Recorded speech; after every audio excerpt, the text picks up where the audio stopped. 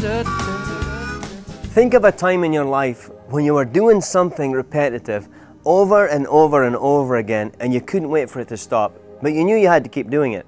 It could have been when you were a child and you got a chore from your parents.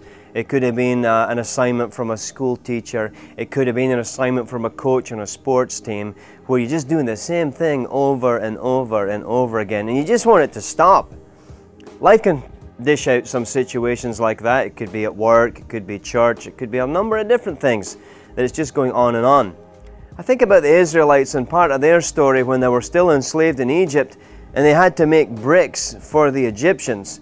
And I thought about during that time they could make bricks, and let's say they wanted to make them with their right hand and then tomorrow make them with their left hand.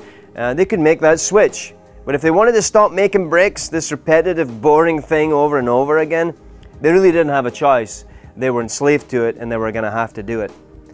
Perhaps sometimes we speak and act like slaves when we say things like, well, I'm just not getting fed at this church, I'm going to make a switch.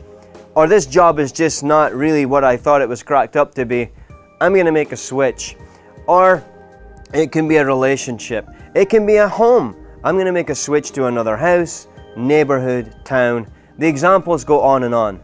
The point is, that's a lot like deciding to switch making bricks with your right hand to making them with your left hand, when what your heart is really crying out for is, I just don't want to be in this situation. But it's not particularly the job or the house or the church, it's the situation of something happening inside.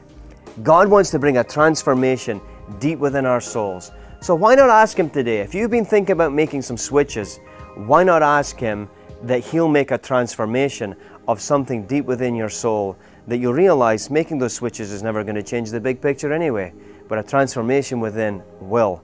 God wants to do that kind of thing for us every day in every area of our lives, and everything changes.